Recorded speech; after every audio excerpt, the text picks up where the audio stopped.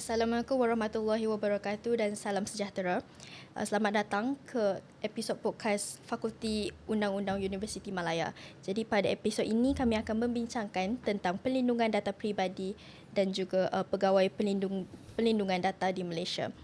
Di sini kami berbesar hati untuk menjemput Profesor Abu Bakar Munir, seorang pakar antarabangsa dalam bidang cyber law dan juga data protection law. Jadi pada episod sebelum ini kami telah membincangkan tentang pengenalan perlindungan data peribadi dan juga pegawai pelindungan data serta garis panduan dan juga pelaksanaannya. Jadi pada episod ini kami akan fokus kepada peranan DPO dan juga pelantikannya. Bila Prof tanpa melengahkan masa, boleh kita mulakan session hari ini? Silakan. Okay. Jadi sebagai seorang DPO, selain daripada sebagai keperluan pematuhan, apakah lagi fungsi sebenar seorang DPO? Kalau kita lihat undang-undang Malaysia dan juga peraturan yang baru dikeluarkan, malah kalau kita lihat di negara-negara lain, dia hampir-hampir sama saja tugas tu. Satu, memastikan atau memberikan nasihat kepada organisasi bagi mematuhi undang-undang perlindungan data peribadi. Kalau undang-undang itu undang-undang Malaysia lah. Kalau di Korea, undang-undang Korea lah. Jadi itu tugas utama, iaitu memberi nasihat kepada organisasi dalam mematuhi undang-undang perlindungan data peribadi. Ya, itu yang pertama. Yang kedua, melakukan apa yang dipanggil sebagai memastikan compliance, iaitu memastikan bahawa segala aktiviti pemrosesan data pribadi dalam sesuatu organisasi itu mengikut Undang-Undang Perlindungan Data Pribadi, iaitu PDPA lah. Ya, maknanya semua prinsip-prinsip, semua peraturan-peraturan berkenaan dengan pemrosesan data itu harus dipatuhi. Itu yang kedua. Yang ketiga, melakukan apa yang dipanggil sebagai DPIA ataupun Data Protection Impact Assessment, iaitu melakukan risk assessment dalam konteks risiko terhadap privacy di dalam aktiviti pemrosesan data. Maksudnya, katakanlah sebuah organisasi itu ataupun sebuah syarikat itu ingin mengeluarkan produk baru, ya. Jadi ada kemungkinan dia akan memberi kesan kepada hak customers ataupun dalam konteks ini mungkin juga pekerja misalnya. Jadi perlu dilakukan penilaian terhadap impact terhadap privacy customer. Jadi ini apa yang kita panggil sebagai DPIA. Jadi DPO di situ berperanan untuk ikut serta membantu melakukan DPIA. Ya. Tugas yang seterusnya ialah menjadi point of contact. Maknanya pihak yang akan dihubungi jika melibatkan misalnya Pusuruhjaya dengan organisasi ataupun data subjek dengan organisasi. Katakanlah ada permintaan daripada data subjek untuk mendapat akses kepada datanya. Jadi DPO memainkan peranan untuk memberikan akses tersebut dan membantu data subjek untuk melaksanakan hak-haknya yang lain. Selain daripada itu adalah untuk melakukan pelatihan ataupun training, mewujudkan kesedaran. Malah di setengah negara dinyatakan secara spesifik bahawa DPO ini salah satu tugasnya ialah untuk mewujudkan budaya perlindungan data itu ataupun data protection culture di dalam sesuatu organisasi. Jadi secara ringkas itulah tugas-tugas spesifik seseorang DPO. Okay. Jadi lanjutan daripada tugas-tugas DPO tu, mungkin Prof boleh share sejauh mana pelibatan DPO ni kepada keputusan perniagaan ataupun mungkin pemilihan vendor atau ekosistem. Ya. Itu sangat penting. Seperti mana saya katakan tadi, apabila kita ingin mengeluarkan suatu produk baru ataupun satu servis baru yang melibatkan customer. Jadi di situ kita harus membuat penilaian bahawa adakah produk baru ini akan melibatkan hak data subjek. Di sini DPO harus memainkan peranan, memberikan advice ataupun kalau perlu DPIA dilakukan, membantu dalam melakukan DPIA. Ya, itu satu. Dalam pemilihan vendor misalnya, karena sekarang ini di kebanyakan negara diwajibkan untuk melakukan due diligence sebelum sesuatu vendor ataupun sesebuah syarikat itu dilantik sebagai vendor kepada data controller. Jadi DPO juga harus memainkan peranan menentukan sama ada vendor yang bakal dilantik ini mempunyai keselamatan dari dalam konteks pelindungan data, sama ada mereka mempunyai peraturan-peraturan tertentu di dalam perusahaan mereka. Jadi menjawab soalan Ariana tadi itu, DPO saya fikir memainkan peranan yang sangat-sangat penting dalam apa sahaja aktiviti yang melibatkan pemosesan data. Okay. Jadi nak tahu sejauh manakah tahap pembebasan yang dimiliki oleh seorang DPO dalam sesebuah organisasi? Ya. Kalau kita, sekali lagi, kalau kita lihat di bawah undang-undang ataupun peraturan yang dikeluarkan oleh Pesuruhjaya dan juga undang-undang di kebanyakan negara, mereka meletakkan syarat bahawa seseorang DPO itu harus diberikan otonomi. Ya, otonomi untuk melaksanakan tugas-tugasnya secara independen. Ya, kerana mereka dianggap sebagai orang yang boleh menjadi, kalau saya boleh gunakan perkataan pengawas di sini, pengawas dalam konteks pemosesan data di dalam sesuatu perusahaan, sama ada data itu telah diproses dengan betul ataupun mengikut undang-undang ataupun ada penyalahgunaan ataupun ada ketidakpatuhan terhadap undang-undang dalam pemosesan data. Okay. Baiklah, macam kita tahu pelantikan DPO ni adalah sesuatu yang sangat penting. Ya. Jadi adakah ia lebih baik untuk melantik DPO dalaman ataupun lebih baik untuk kita mendapatkan perkhidmatan DPO ni secara penyubaran luar? Okey. Itu saya fikir terserah kepada sesuatu organisasi. Mereka yang mesti membuat penilaian, ya. Kalaulah mereka merasakan bahawa ada di dalam perusahaan mereka yang benar-benar layak dan boleh dilatih, tidak ada masalah untuk mereka membuat pelantikan dari dalam ataupun daripada staf yang sedia ada, ya. Tetapi yang penting mereka mestilah kompeten, ya.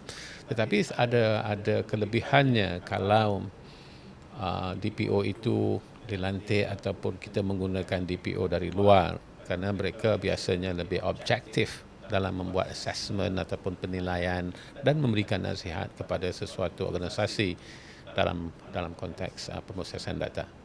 Okay. Yeah. Jadi adakah seorang DPO boleh berkhidmat kepada lebih daripada satu organisasi? Dan apakah risiko yang perlu diambil perhatian oleh syarikat tersebut? Undang-undang tidak melarang, undang-undang Malaysia tidak melarang, peraturan juga tidak melarang, ya. Undang-undang negara-negara lain kebanyakannya juga tidak melarang, ya. Yang paling penting ialah kemampuan mereka untuk menjadi seorang DPO yang efektif dan efisien. Kalaulah, ya, dia menjadi DPO kepada banyak organisasi, dan dia memang benar-benar efektif dan efisien, tidak ada masalah. Tetapi kalaulah itu tidak boleh dilakukan, bermaksud terlalu banyak perusahaan yang dia handle, yang mana dia menjadi DPO, tugas tidak dapat dijalankan dengan sebaiknya ataupun secara efisien ataupun efektif, saya fikir itu bukan suatu yang option yang baik. Maknanya mungkin memerlukan lebih daripada seorang DPO. Malah saya telah melihat beberapa organisasi bukan hanya memiliki seorang DPO tetapi department, jabatan untuk memastikan compliance ini. Okay. Okay, bagaimana pula dengan organisasi yang tidak melantik DPO? Apakah kesan ataupun tindakan yang boleh diambil oleh Pesuruhjaya? Okey, kita lihat di bawah Seksyen 108, ya, di bawah Seksyen 108 PDPA, kalau ada aduan, saya gunakan bahasa yang mudah, ya, Ariana. Kalau ada aduan daripada seseorang terhadap sesuatu organisasi yang mengatakan mereka harus ada DPO mengikut syarat yang kita telah bincangkan tadi, tetapi tidak melantik, ya, pihak Pesuruhjaya sebenarnya di bawah Seksyen 108 itu boleh mengambil tindakan. Antaranya ialah mengeluarkan amaran. Ya, mengeluarkan amaran. Tetapi yang lebih penting saya melihatnya ialah dalam konteks Seksyen 9 itu. Di bawah Seksyen 9, sesuatu organisasi mesti memastikan ataupun mesti mengambil langkah-langkah yang praktikal bagi melindungi data. Jadi langkah-langkah praktikal ini termasuklah langkah-langkah organisasional, langkah-langkah organisasi. Langkah-langkah organisasi ini termasuklah pelantikan DPO. Jadi secara kalau saya boleh katakan bahawa kalau sesuatu organisasi wajib melantik DPO, tidak melantik DPO, saya rasa itu adalah suatu pelanggaran kepada Seksyen 9, iaitu prinsip keselamatan. Mungkin ramai yang tidak sedar atas perkara ini. Okey, Ariana? Betul. Jadi mengenai pelanggaran data dan tadi Prof ada sebut tentang training ataupun latihan yang diberikan. Jadi sejauh manakah kepentingan latihan dalaman ni ataupun mungkin Prof boleh share sedikit tentang latihan tu? Latihan sangat penting kerana saya katakan beberapa kali dalam perbualan kita tadi, DPO itu mestilah kompeten. Ya. Jadi dari mana dia kompetensi itu datang kalau tidak tanpa latihan ataupun tanpa ada proper training, ya, kepada seorang DPO. Dan kalau kita lihat di dalam panduan, garis panduan yang dikeluarkan oleh Pesuruhjaya, ada beberapa peruntukan yang menyatakan bahawa pelatihan itu sangat-sangat penting untuk memastikan bahawa DPO boleh menjalankan tugasnya dengan sebaik mungkin. Ya, saya bagi contoh menyatakan di sini di bawah pasal paragraf 51 mengatakan soal keupayaan untuk menjalankan tugas. Kemudian ada peruntukan-peruntukan lain di bawah pasal ataupun paragraf 54, 55 menyatakan bahawa mereka mestilah kompeten dan kompetensi itu datang daripada training ataupun latihan. Jadi kami pasti yang Prof telah bertemu ramai sangat pakar dan juga DPO, tak kisahlah dalam Malaysia ataupun di antarabangsa, dan Prof telah bertemu DPO dengan pelbagai pengalaman dan juga latar belakang. Jadi mungkin Prof boleh share sedikit tentang mungkin apa kemahiran ataupun latar belakang yang perlu ada untuk menjadi seorang DPO yang kompeten. Okey. Pertama kita lihat peraturannya, ya, peraturan di Malaysia dan peraturan di negara-negara lain. Dia tidak akan sebut secara spesifik apakah kelayakan seseorang untuk menjadi DPO. Dia akan sebut secara general, iaitu mengenai kelayakan, iaitu kalau kita lihat di bawah Undang-Undang Indonesia misalnya, seseorang itu mestilah mempunyai kompetensi yang sesuai katanya, ataupun dilihat dari segi kebolehan untuk menjalankan tugas katanya. Jadi mungkin ramai yang bertanya latar belakang yang seperti mana ataupun educational background orang itu, bagaimana bersikap dia seorang peguam ataupun memiliki kelayakan dari segi undang-undang untuk menjadi DPO. Benar, saya telah bertemu ramai DPO Dan saya juga telah melatih ramai DPO khususnya di Indonesia dan insya-Allah di negara-negara lain seperti Saudi, India dan beberapa negara lain ya. Kerana saya sedang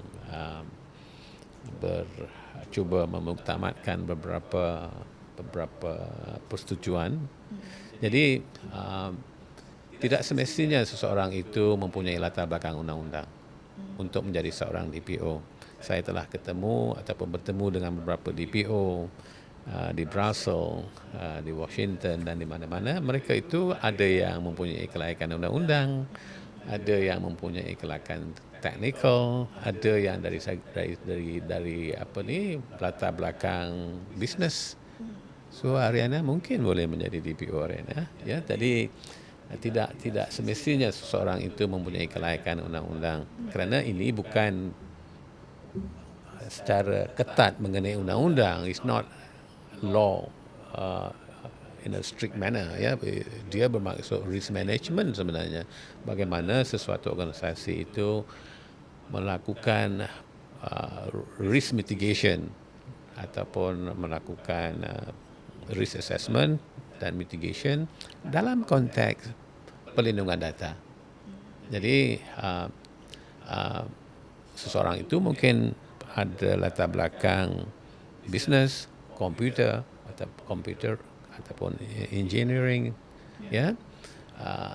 Tidak menjadi isu. Yang paling penting ialah ya mereka mempunyai pengetahuan mengenai undang-undang perlindungan data pribadi. Kalau kita lihat di seluruh dunia itulah yang disebut, iaitu mempunyai pengetahuan mengenai undang-undang dan praktis perlindungan data pribadi. Jadi sesiapa sahaja boleh belajar kan mengenai undang-undang perlindungan data pribadi dan praktis perlindungan data pribadi ya. Of course ataupun pastinya lah seseorang yang berkelayakan undang-undang lebih mudah untuk belajar mengenai undang-undang perlindungan data pribadi ya, begitu. Jadi yang paling penting ialah berkeupayaan untuk menjalankan tugasnya sebagai seorang DPO.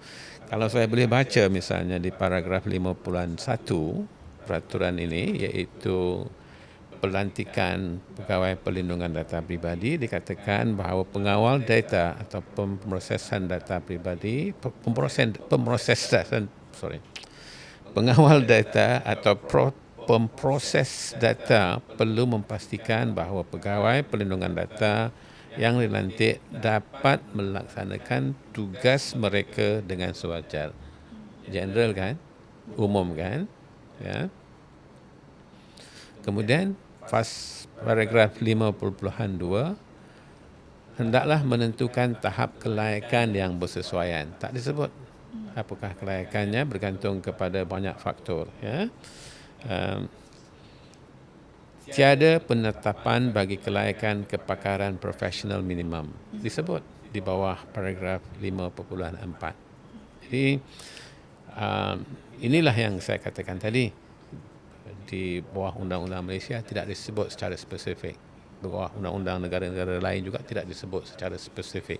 Yang pentingnya ialah kemampuan atau kompetensi seseorang DPO untuk melaksanakan tugas-tugasnya sebagai seorang DPO.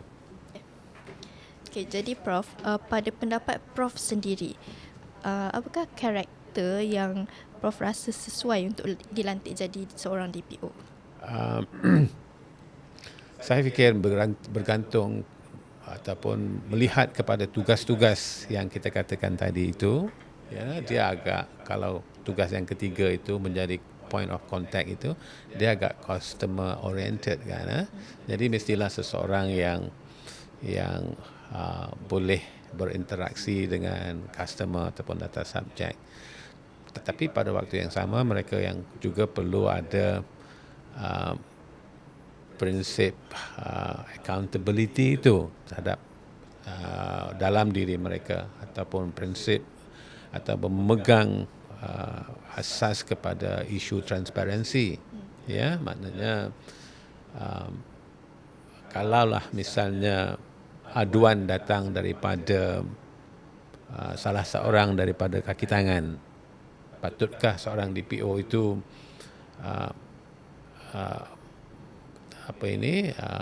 meletakkan komplain itu ke tepi misalnya. Jadi di situ kita harus memastikan bahawa DPO itu karakternya adalah seorang yang accountable, seorang yang boleh